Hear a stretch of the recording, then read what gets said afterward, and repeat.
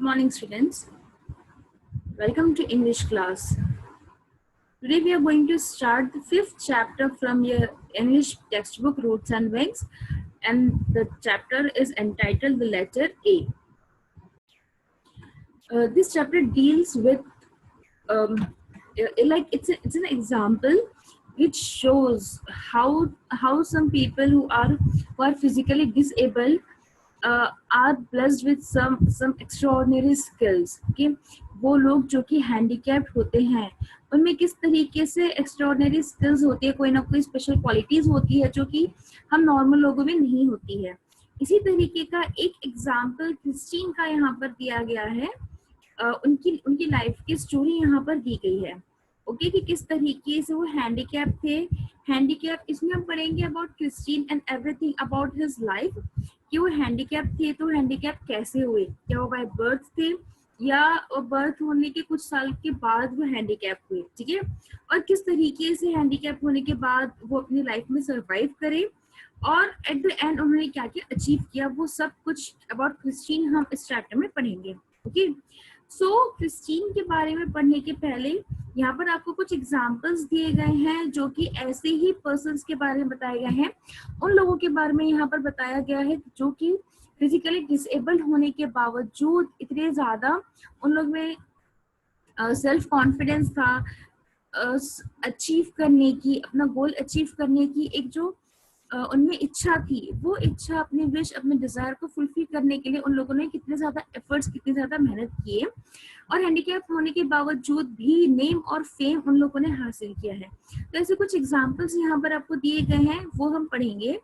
And first thing मैं आपको title के चैप्टर के टाइटल के सिग्निफिकेंस के बारे में बता दूं. टाइटल है the letter A. Letter A इसलिए है क्योंकि इसमें सिग्निफिकेंस इसलिए दिया गया है क्योंकि क्रिस्टीन जो है वो सबसे पहले ए लेटर लिखना सीखे थे. अब वो कैसे सीखे, ठीक है, ये तो हम चैप्टर पढ़ने के बाद ही आपको पता चलेगा. ओके, कि हाथों से लिखे या कि और तरीके से लिखे. वो हैंडीकैप थे तो उनमें किस तरीके का हैंडीकैप था, ठीक है, क्या वो फिजिकली हैंडीकैप थे या मेंटली हैंडीकैप थे, ये सब कुछ हम चैप्टर को रीड करके पता करेंगे. ओके, चैप्टर के साथ साथ एक एक चीज आपको पता चलती रहेगी, तो that will be more interesting for you. So chapter start करने के पहले जो कुछ लोगों के एग्जांपल्स यहाँ पे आपको दिए गए हैं उनके बारे में हम देखेंगे. सबसे पहले तो यहाँ पे आपको एक एग्जांपल दिया गया है about Sudha Chandran. Sudha Chandran, I hope आप लोगों ने सुना होगा या टीवी में, सीरियल्स में, मूवीज में इन्हें देखा होगा. सुधा चंद्रन साउथ इंडिया से बिलोंग करते हैं, चेन्नई से बिलोंग करते हैं, जो कि बहुत ही वेल नोन क्लासिकल डांसर हैं. ठीक है, इन्होंने वर्ल्ड वाइड बहुत सारी कंट्रीज में जाकर इन्होंने अपने डांस की परफॉर्मेंसेस दी हैं और वर्ल्ड वाइड इनका नेम और फेम है. ठीक है, जो भी इनकी डिजायर थी, इनकी एक डिजायर थी कि अच्छी डांसर बनना चाहते हैं और पूरे वर्ल्ड में फेमस होना चाहते हैं. इन्होंने अपने विश, अपने डिजायर को फुलफिल किया. पूरे वर्ल्ड में आज ही फेमस है, सुधा चंद्रन नाम से जाने जाते हैं. लेकिन यहाँ पे एक बात ये है कि सुधा चंद्रन जो है हैंडीकैप थे. कैसे हैंडीकैप थे? इनका एक पैर नहीं था. And for your surprise I should tell you, इनका जो एक पैर था, जो पैर इनका जो उनका नेचुरल पैर नहीं था, वो इनका आर्टिफिशियल लेग लगवाया गया था. ठीक है, सर्जरी कराकर जो आर्टिफिशियल लेग और हैंड्स अटैच करते हैं, उस तरीके से इनका भी आर्टिफिशियल लेग लगाया गया था और उस आर्टिफिशियल लेग के साथ ये डांस किया करते थे और पूरे वर्ल्ड वाइड ये फेमस है. ठीक है, हम रीड करके इनके बारे में और डिटेल्स में जानेंगे. नेक्स्ट एग्जांपल यहाँ पे आपको दिया गया है about Helen Keller. Okay, Helen Keller, I guess आप स्कूल की स्मार्ट क्लास में आपने हेलन केलर की शॉर्ट मूवी जो हमने सेव कर रखी है वो आपने देखी होगी. तो आपको आई गेस थोड़ा आइडिया होगा, हेलन केलर का नेम आपके लिए फेमिलियर है. ठीक है, तो हेलन केलर की स्टोरी ये है कि ये जैसे जैसे बड़ी होती गई थी उसी के साथ साथ इनकी देखने की, सुनने की और बोलने की, देखने, सुनने और बोलने की एबिलिटीज इनकी खत्म होती गई थी. ठीक है, ये ना देख सकते थे, ना सुन सकते थे, ना बोल सकते थे, बट स्टिल स्टिल इन्होंने बहुत सारी लैंग्वेजेस सीखी। ये इतना इन्हें पढ़ाई करने का इतना ज्यादा इंटरेस्ट था कि ये एक बहुत बड़े लॉयर बने। वर्ल्ड की अधिकतर लैंग्वेजेस इन्हें आती थी। तो ये कैसे सीखे? जब ये ना देख सकते थे, ना देखकर पढ़ सकते थे, ना सुन सकते थे, ना ये बोल सकते थे, तो ये कैसे सीखे? ये सीखे साइन लैंग्वेज से। जनरली जो लोग सुन नहीं सकते उनके लिए एक अलग लैंग्वेज होती है साइन लैंग्वेज, हाथों से इशारा करके उन्हें बताया जाता है, पढ़ाया जाता है, ठीक है।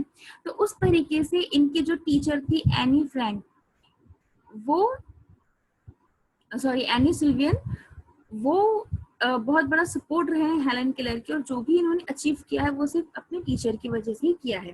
तो ये दो फेमस पर्सन्स के एग्जांपल आपको यहाँ पर दिए गए हैं, जो कि फिजिकली डिसेबल होने के बावजूद इन लोगों ने अपना ड्रीम अचीव किया है, ठीक है। ये लोग बहुत ज्यादा सक्सेसफुल बने हैं। सो अभी हम पहले रीड करके इन दोनों के बारे में पता करते हैं, उसके बाद हम देखते हैं कि द लेटर ए में एग्जैक्टली है क्या।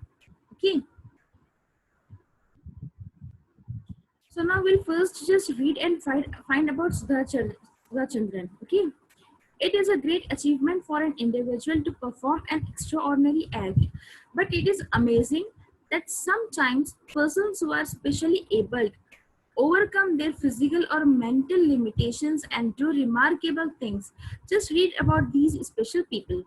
So now generally achievement, हम जो ऑर्डिनरी पीपल हैं, ठीक है, मतलब जो हम किसी भी तरीके से हैंडीकैप नहीं है, हम अगर कोई चीज अचीव करते हैं तो ये एक बहुत ही नॉर्मल सी चीज होती है कि हाँ चलो हम एबिलिटीज थी, हमने चीज अचीव कर ली।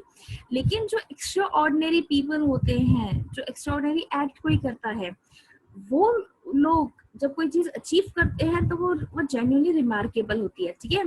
यहाँ पे आपको दिया गया है who are specially abled। Specially abled क्या होता है? स्पेशली एबल्ड वर्ड जनरली उन लोगों के लिए यूज किया जाता है जो कि हैंडीकैप होते हैं। जो फिजिकली या मेंटली हैंडीकैप लोग होते हैं उनके लिए स्पेशली एबल्ड वर्ड को यूज किया जाता है, ठीक है। यहाँ पर स्पेशली एबल्ड का मतलब ये नहीं है कि किसी में स्पेशल क्वालिटीज हैं।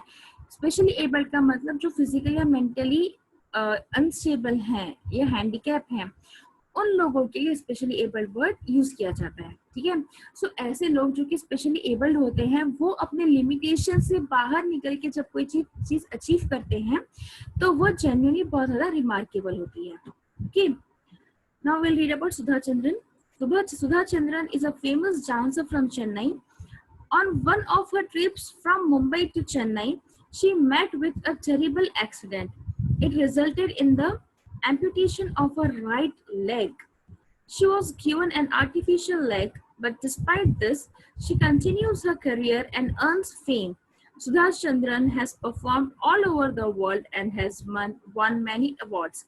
Now, यहाँ पे सुधा चंद्रन के बारे में आपको दिया गया है कि ये फर्स्ट थिंग एक बहुत ही पॉपुलर, बहुत ही फेमस डांसर है, और एक बार इनकी मुंबई से चेन्नई जब ये जा रहे थे उस दौरान इनका एक्सीडेंट हो गया था।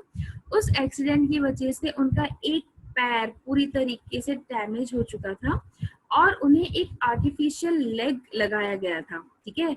लेकिन इसके बावजूद भी, एक पैर से हैंडीकैप होने के बावजूद भी, उन्होंने अपने करियर को कंटिन्यू रखा, ठीक है। वर्ल्ड के अलग अलग कंट्रीज में जाकर इन्होंने परफॉर्म किया और इसी के साथ साथ बहुत सारे अवार्ड्स भी सुधा चंद्रन ने जीते हैं। Okay, this was about Sudha Chandran, जो कि एक बहुत ही लाइव एग्जाम्पल हमारे लिए सेट करती है कि सिर्फ एक पैर होने के बाद भी वो क्लासिकल डांसर में बहुत सारे प्राइजेस वो जीत चुके हैं, अलग अलग कंट्रीज में जाकर वो परफॉर्मेंस कर चुके हैं।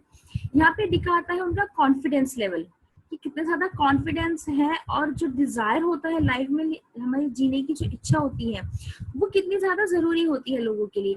वरना कई बार होता है कि इस तरीके से अगर किसी के साथ कोई एक्सीडेंट हो जाए, कोई हादसा हो जाता है, वो किसी न किसी तरीके से हैंडीकैप हो जाता है, तो उनमें जीने की इच्छा खत्म हो जाती है। लेकिन सुधा चंद्रन एक लाइव एग्जाम्पल है हमारे लिए, जो कि ये बताता है कि सिर्फ एक पैर के साथ और एक आर्टिफिशियल लेग के साथ अगर हम चाहे तो हम कितना कुछ अचीव कर सकते हैं। And next we will now read about Helen Keller. Helen Keller is Helen Keller was an American author, a political activist, and lecturer who inspired people the world over.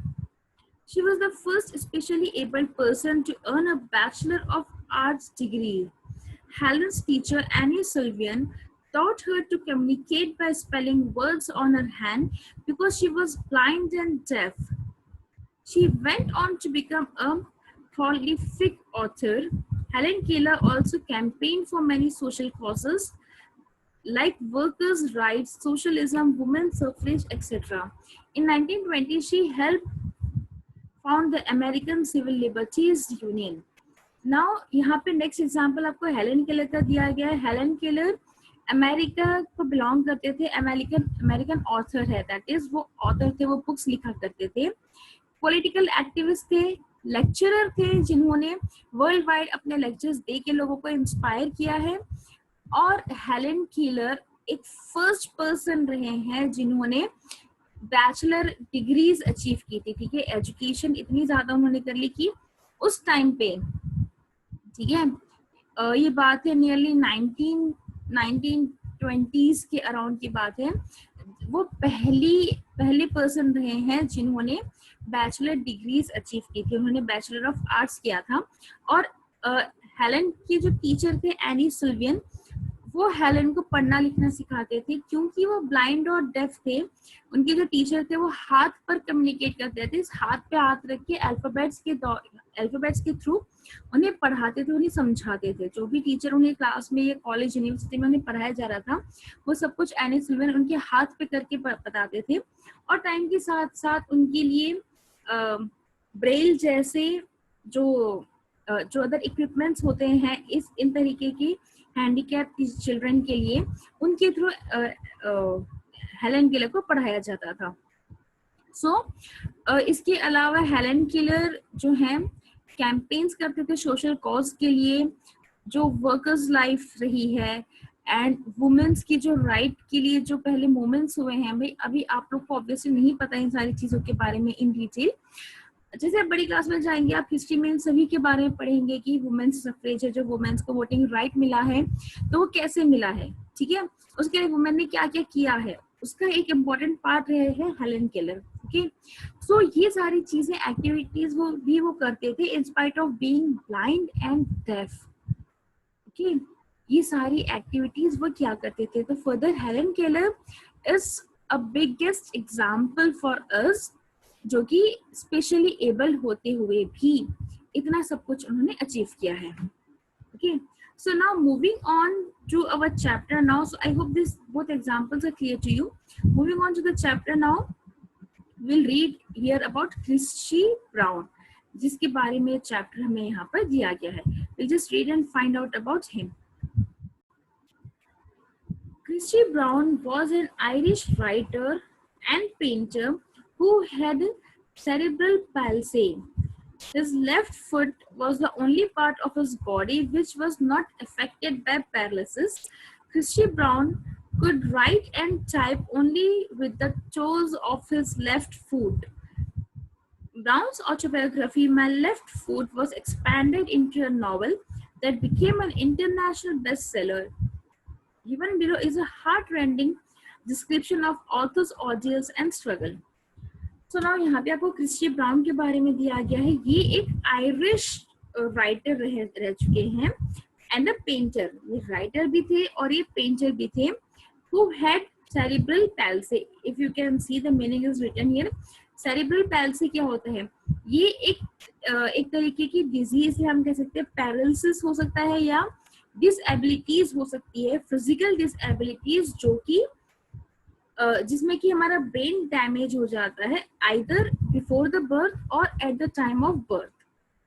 ठीक है, हमारा बर्थ होने के पहले या बर्थ होने के दौरान ऐसे कुछ हो जाता है जिससे कि हमें डिसएबिलिटीज हो जाती है और हमारा ब्रेन जो है वो डैमेज हो जाता है. ब्रेन के साथ साथ हमारी जो बॉडी है वो भी इफेक्ट हो जाती है, उसके भी हमारी बॉडी पार्ट्स काम नहीं करते हैं. ठीक है, जिसे नॉर्मल लैंग्वेज में हम पैरालिसिस कहते हैं.